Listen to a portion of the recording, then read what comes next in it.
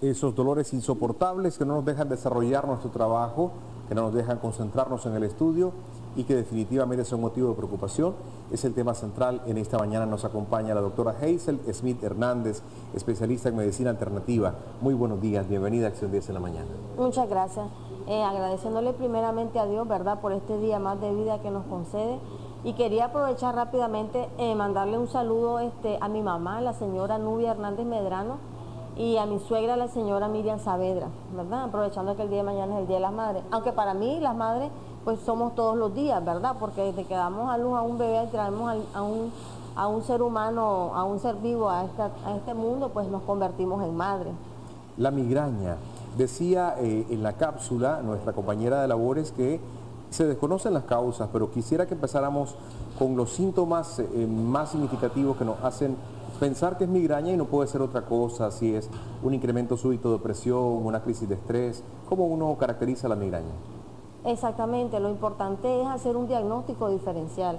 Como bien decía la cápsula, la migraña es un trastorno en el cual la palabra migraña viene del griego hemicráneo, que significa mitad de la cabeza o mitad de la cara, y el diagnóstico diferencial es, por ejemplo, el paciente llega a la consulta y dice: yo tengo migraña. Entonces yo le pregunto: ¿ya se la diagnosticaron? No, pero yo sé que es migraña. ¿Por qué? Empiezan a mencionar una sintomatología que no tiene nada que ver con la migraña porque simplemente les duele la mitad de la cara. Pueden haber otras causas que me puedan estar ocasionando dolor de cabeza unilateral, como por ejemplo tenemos dentro del diagnóstico diferencial una neuralgia del trigémino, una neuralgia del nervio facial o una cefalea.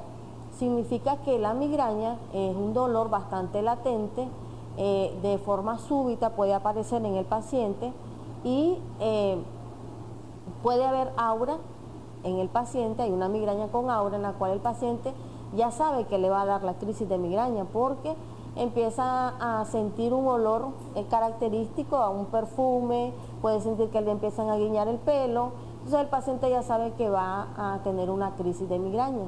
Y hay una migraña sin aura en la cual súbitamente pues se instalan los síntomas. ¿A qué le llaman aura en particular? El aura es como la que se presenta en los pacientes que son epilépticos. El aura es algo que no se ve, sino que el paciente lo siente, es un síntoma. Entonces el paciente siente, por ejemplo, ve chisperío o fosfenos, le molesta, hay fotofobia, le molesta la luz, hay náuseas, hay vómitos, hay aversión a los alimentos. Y lo más importante es cuando el paciente dice de que tiene pérdida en una parte del miembro superior. En este caso, estamos hablando de que está afectando la parte neurológica. Por eso es importante que el paciente no se automedique, porque no necesariamente tiene que ser una migraña. La migraña ha sido muy subestimada en estas últimas décadas, por lo cual el paciente cuando llega a la atención primaria en salud, que es los centros de salud, pues no va porque dice: ¿qué voy a llegar a hacer si lo que me van a dar es acetaminofén? Entonces el paciente empieza a automedicarse. ¿Qué es lo que pasa? Que lo que se da es un alto consumo de fármacos que no van a aliviar la sintomatología, y generalmente nosotros tenemos una relación bastante estrecha de lo que es la migraña con problemas del sistema digestivo, el hígado, el estómago y el intestino grueso. Preguntan si puede ser una consecuencia de una carga tremenda de estrés laboral, el tema de la migraña. Preguntan qué tan dañino puede ser trabajar mucho tiempo frente a un computador. Y preguntan también: buenos días, muy interesante el tema, soy alérgica a todos los analgésicos y me da migraña casi 2 veces a la semana, ¿qué puedo tomar? Wow. Sí, en el caso de ella, pues yo le recomendaría que se hiciera acupuntura, porque es cierto, el consumo excesivo de fármacos, en el caso de ella que es alérgica a los analgésicos, que es un caso raro, pues la otra vez yo escuché que preguntaban cuál es el efecto de la acupuntura. La acupuntura tiene un efecto analgésico y antiinflamatorio, porque ella a nivel del sistema nervioso central, al hipotálamo, ella genera liberación de endorfinas, serotonina y dopamina, ¿verdad? Una cascada bioquímica de todas estas hormonas que dan placer, que dan analgesia sin necesidad de consumir fármacos. Hay comunicación telefónica, Acción 10 en la mañana, muy buenos días, le escuchamos. Sí, buenos días. Adelante, buenos días. Buenos días.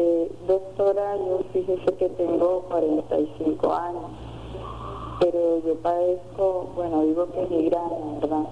porque como dicen, he visto chisperíos y todo, durante me da el dolor de cabeza y no soporto la luz.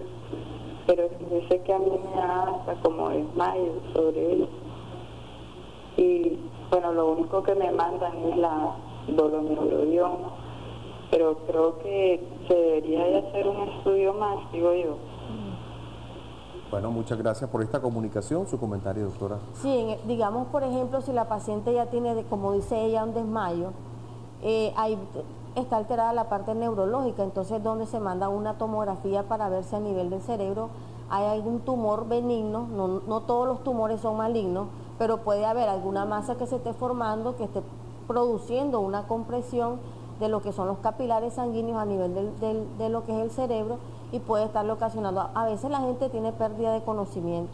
Entonces cuando decimos de que el paciente puede tener alteración neurológica, y es importante hacer por eso el diagnóstico diferencial. Los pacientes que mencionaban, el estrés, sí, el estrés es un detonador de la migraña, y es uno de los principales detonadores de la migraña. Tenemos la cefalea tensional. La cefalea tensional es la que se presenta en la parte anterior de la cara, que es como un cintillo que le está presionando esta parte al paciente. Entonces hay diferentes tipos de dolores de cabeza, pero hay que hacer un buen diagnóstico diferencial para así guiarnos con lo que es el tratamiento. Felicidades a la doctora Smith, feliz Día de la Madre de parte de Gloria. Muchas Hay gracias. más mensajes de texto.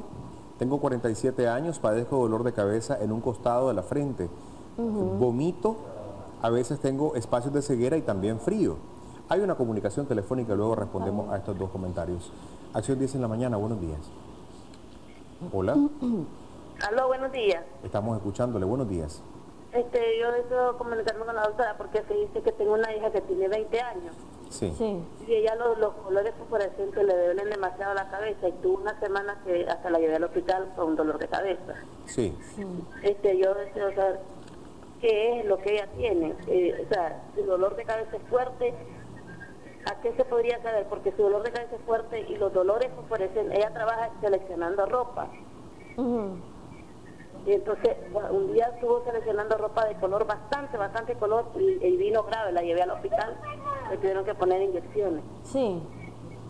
Puede llevarla a la consulta, deje los datos para así examinarla bien. Porque vea, yo le voy a decir algo, cuando uno llega con una crisis de migraña al hospital, lo que hacen es nada más tratamiento para las primeras 24 horas.